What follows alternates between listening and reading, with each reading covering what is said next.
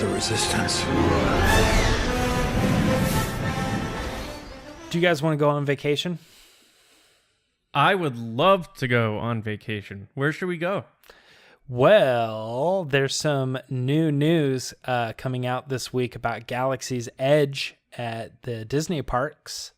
Does that In sound Canada? interesting at all? Yeah, in Canada. On Hoth? On Hoth? Yeah. I wish. Yeah, this week we got some updates on some of the Galaxy's Edge stuff.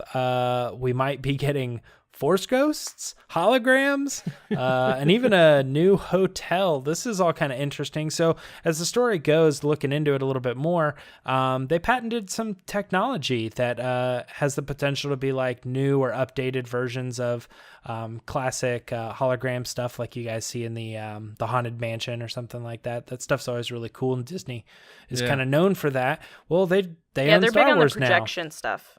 Yeah, so they own Star Wars now, so they came out with this technology, and it looks like we might be seeing possible Force Ghosts or holograms. Holograms seems more likely to me. We'll get into that in a second. But the hotel also has an area or space marked out that might be the new location for where it's going to go. And there's also a specific platform that would give possible entrance to the park, which is uncommon in most Disney parks, other than like one other hotel that kind of set a precedent that allows access into Epcot. So I don't know, it could be kind of cool that you go and you stay at the hotel and then it would like lead you right into Galaxy's Edge. What do you guys think about that? Lacey? Yeah, so I actually was at the Boardwalk Hotel last October, and it's one of the 3 hotels that has that access point to Epcot. It's like Boardwalk, Yacht Club, Beach Club, and I gotta tell you, that entrance is mint. And I know that they got rid of like the special VIP entrance at the front of Hollywood Studios, which used to be for the annual pass holders, and I know people were not happy about that. So special entrances are what's up. If you ever go to Disney World, by the way, you can go in through the hotels and go through that back entrance, even if you're not staying there. Fun fact of the day. I'm all for it. I can't wait for this hotel. I love Disney. I would go every day if I could. Yeah. And it's going to be nuts. And they're going to give you clothes to wear, too. Like, they're making it a huge immersive experience where you go in and you get characters and you become those characters and you stay in the hotel as those characters. And then my understanding is, like, when you go around the park, they know you as those characters. What if they give you a character's clothes you don't want? Like, what if they give you like a Gungan's clothes and you have to like walk around like a Gungan all day with big feet? Oh my god, I'm sure that's not the case. I'm sure it's like very specific to like they don't want anybody to feel bad, but Misa uncomfortable. Yeah, I would assume it's just like vests and belts and stuff. I'm kind of excited about this too because what if you're Lacey, you're saying you want to be in Star Wars, so you don't want to like be walking past like Tower of Terror and then Aerosmith to get to your Star Wars. You want to go right from the Star Wars hotel right into Star Wars, right? Yeah, and you never have to leave. The only thing is, I wonder how they're going to handle the Star Tours thing. Oh, that maybe they'll do a little bridge or something that you walk across, or yeah, I don't know. I'm sure they'll figure it out, or they'll move Star Tours maybe. They might just move the entrance to Star Tours. No, they'll create a bridge or a back entrance so that you can, it's like the same thing, but on a smaller scale. No, actually, I noticed something today looking at some of the concept artwork that really actually got me excited. It's something I didn't notice before, but in one of the pictures, there's a little girl that has a hat that makes her head look like she's a Twi'lek.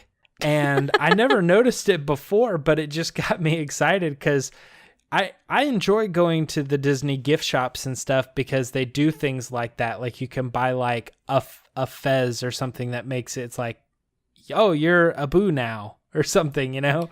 Yeah.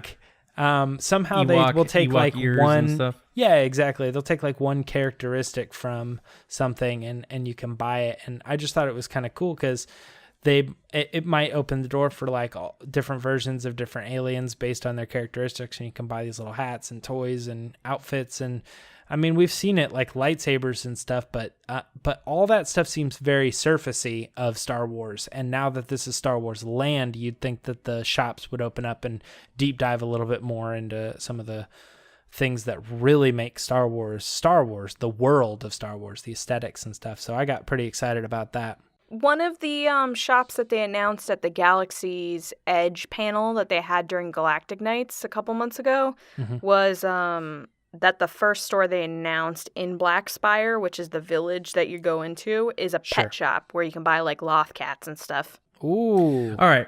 Here, I have a question. Sure. So it's supposed to be this big immersed experience, right? The whole park? Yep. So how, and hear me out. Hang on. It's going to get a little weird. So how am I supposed to see a regular gift shop, like James is saying, in the Star Wars park where they sell like Twi'lek like head pieces? Like is a character going to be walking around saying like, I can't believe they killed those Twi'leks and cut off their tentacles and now they're selling them? You know, like, are they going to be in, you know, are the stores going to be, because the stores themselves are going to take you out of the experience if they're in the Star Wars land. That's what I don't get. I think you have to take it with a grain of salt, though, because it's not like every single person's going to want to get immersive with it. So, like, you stay in the hotel, it looks like you're in space, you sleep in space beds, like the windows are, you're looking into space.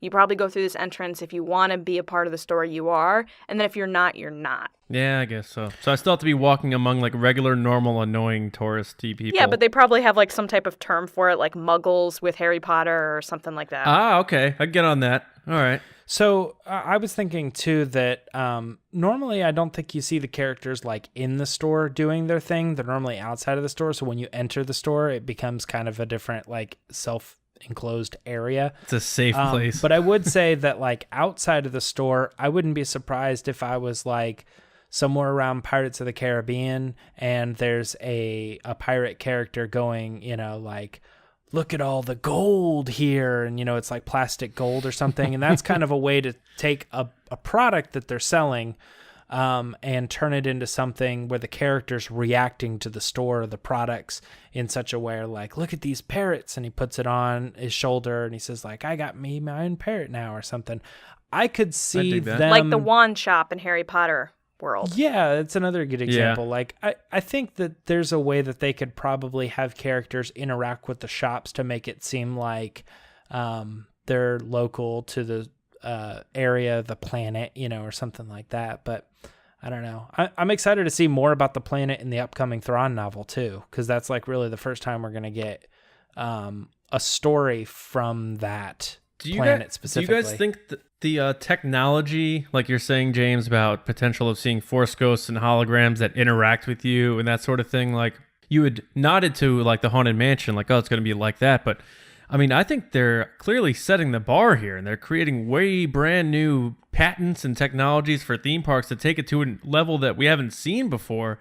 And I think that's a good thing for all the other parks we like to go to, not just Disney. It's going to force them to say like, man, Star Wars, Disney's kicking our ass in those theme parks. Like those things are unbelievable. People want to keep going to that. And we're sitting here with animatronics still saying like with little robots that are moving like 2 inches. Like we need to step up our game now. So maybe that'll force Universal to up it more. And granted, maybe the price will reflect that too. But I think they're going to be setting the bar with this thing, just like ILM set the bar with special effects in the movies. I don't think that Universal is that kind of a theme park though. Like, honestly, like they've never really been to like into like super technology. They're mostly more like the like animated or like the rides that you get in and they're like, there's a video. Yeah, they're all the screen and sit down stuff like movie that. rides. Yeah, they're all very similar to that. And so I think like their form of entertainment and rides are a little bit different than Disney's. I do remember back when there was a story that Disney had also patented the possibility of us using like lightsabers that were capable of deflecting bullets and stuff like that. And I remember reading it and I was just like, how? Like this new one about the holograms and stuff, I'm like, okay, I see that. There's an image and then it's reflecting and then it could do this. Like I understand that technology. No, James. It's a real Force ghost. Don't ruin this for me. Yeah. But I was just like, I was so blown away when they were talking about how like in this like AR environment or something, I don't know, it's like it would look like the blaster bolts are coming at you and you'd be able to deflect them with lightsabers and stuff. And I was like, I hope that ends up in the park, because that's just insane. Dude, people are going to be having heart attacks dropping in the middle of those streets. Like, they're shooting at me. They're not supposed to be doing this. What is going on? Well, you have to think about Disney in general. They're always pushing the bar. I mean, think about when they opened Animal Kingdom and they had the multi-million-dollar Yeti that's like up at the top of that mountain. Biggest animatronic ever made. And then they open Avatar, which has a crazy ride. And they have a safari with lions. I think that's cool. I mean, like it must have cost a lot of money to get those lions. Yeah. I think that's more impressive than Avatar ride or whatever. So, but that's not a technological achievement, John. It costs money, though.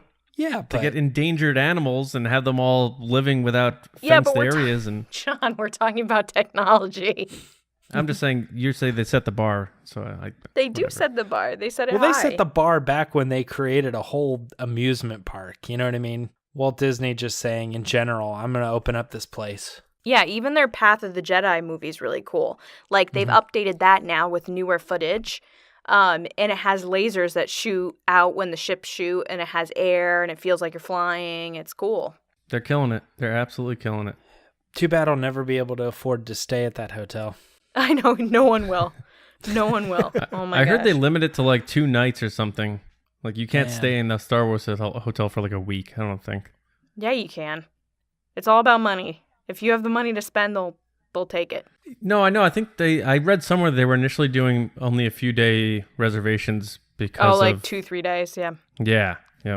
Because that way they wouldn't have people come in and just like shut down the place. Well, we may have like rich listeners who can tell us about it when they go. So or vacation club members. Yeah. Or we can just go outside and take pictures of the building and pretend like we're there, and then have James. Should we set up a GoFundMe? Yeah, let's do a GoFundMe. Send us to Disney World.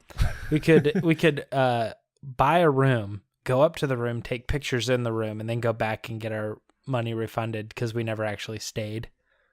Right. At night or whatever, yeah. Or if we sell 5,000 of our T-shirts on TeePublic, we can fund our way. Darth Maul now available. Go get it. Yeah. Hey everyone, thanks for watching that video. And if you liked it, please give it a thumbs up and head over to the full episode by clicking this box here. If you want, you can subscribe, and that way you get all the weekly news, you get our discussions, you get information on our giveaways whenever we do them. It's a good time, we promise. Thanks for watching the Resistance broadcast.